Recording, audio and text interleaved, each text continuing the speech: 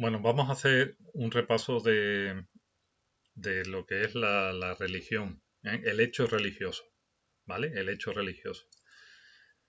Resulta que desde que existe humanidad, el hombre se ha preguntado por distintas cuestiones que se le escapa de su propio conocimiento, de su propia interpretación. Por ejemplo, la enfermedad, la muerte, eh, los elementos naturales que pasaban a su alrededor, ¿eh?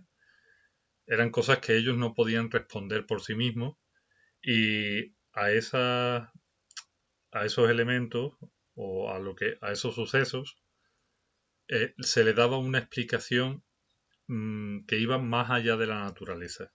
Era una respuesta trascendente, ¿vale? Una respuesta trascendente, es decir, algo que va más allá del hombre, que el hombre no puede comprender y se le da una explicación.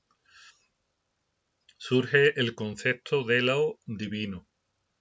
Lo divino es lo que está por encima del hombre, está más allá del hombre y lo que da explicación a todo aquello que el hombre no puede responder.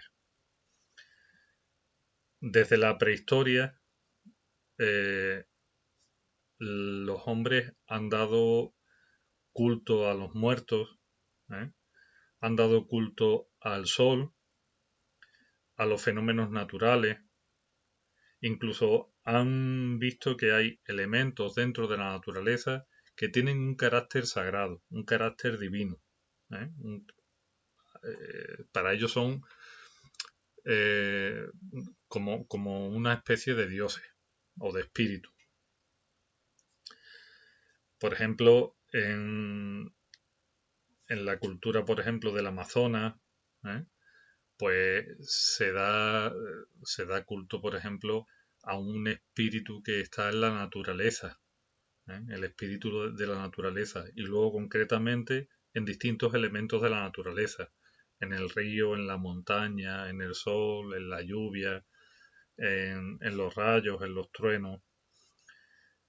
Eso es muy propio de toda la historia prehistórica y luego también de las tribus, que están, por ejemplo, en algunas tribus de América y de África, incluso en la actualidad, en esas tribus que todavía se mantienen y que por cultura pues rinden un culto a la naturaleza.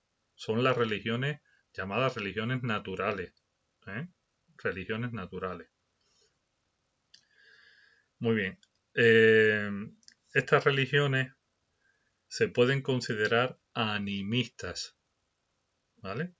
Son religiones animistas, porque consideran que hay un ánima, es decir, un espíritu en los elementos naturales, ¿de acuerdo? Una figura importante dentro de esta religión animista es el chamán. El chamán es el que hace de intérprete y de mediador entre la comunidad de personas, de hombres, y los seres eh, espirituales, vamos a decirlo así, los seres espirituales o los dioses, también los difuntos. El chamán es una especie de hechicero, de brujo, también de curandero, ¿eh? Que sirve de intermediario, entre el elemento espiritual y el elemento humano. Para estas tribus y para esta cultura, lo espiritual forma parte de la vida. No hay una distinción entre lo humano y lo divino o espiritual, ¿eh? Se vive de forma conjunta. Muy bien. Por otra parte, hemos dicho que en todas las culturas y en toda la tierra, desde que existe el hombre, ha habido distintas formas de expresar la religión. Hay culturas muy antiguas, por ejemplo Mesopotamia, ¿eh? Que es de las primeras civilizaciones humanas, eh, donde hay manifestaciones religiosas.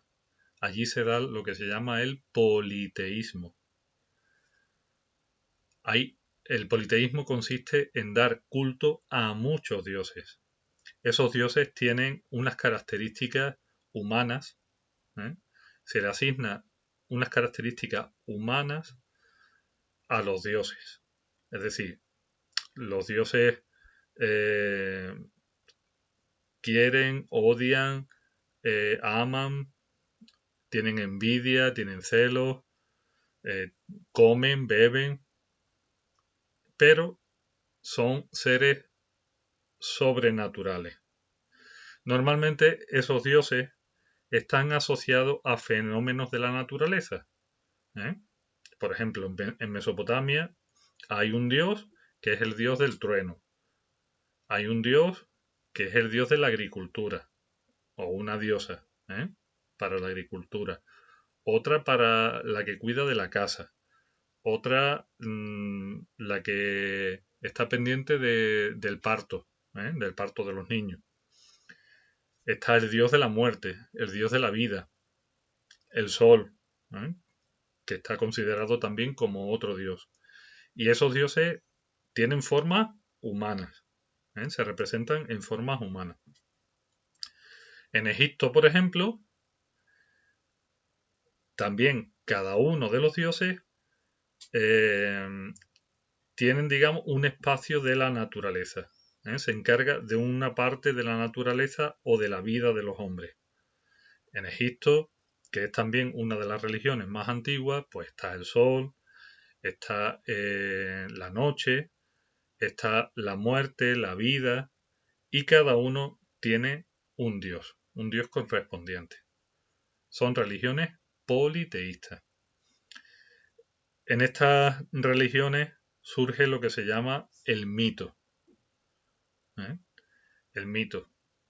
Es decir, a través de los dioses y de una historia sobre esos dioses se explican los distintos fenómenos de la naturaleza. El mejor ejemplo lo tenemos en la religión griega. En Grecia, por ejemplo, la mitología es una especie de historia que cuenta cómo surge cada uno de los dioses y nos cuenta cómo cada dios está en relación con un fenómeno de la naturaleza. Por ejemplo, Zeus es el dios del trueno y de los cielos, ¿no? Está también el dios mensajero. Está el dios que se ocupa de la noche, es Selene, de la luna. Está el dios o la diosa de la naturaleza, de los cultivos, que es Ceres. Bueno, cada dios tiene atribuido un fenómeno de la naturaleza. Esa es la religión griega, que es politeísta. Da culto a muchos dioses. Es verdad que tanto en Mesopotamia como en Egipto como en Grecia, las distintas ciudades daban culto a dioses concretos. Daban culto a muchos dioses, pero luego tenían como su especie de patrones. Cada ciudad tenía sus patrones protectores de las ciudades. Entonces, por ejemplo, en Atenas, que era la capital de Grecia, pues la diosa protectora era Atenea, ¿vale? En Esparta, pues era Júpiter. Y, en fin, que cada ciudad tenía sus propios dioses protectores de las ciudades. Eran los dioses, digamos, más importantes de cada sitio. Luego había también otros dioses, tanto en Mesopotamia como en Egipto como en Grecia, que eran los dioses de la familia. Ahí caben lo que son los antepasados, que ya están difuntos, que son muertos, pero que se consideran que viven más allá de la muerte, y luego también los dioses que cuidan de la familia.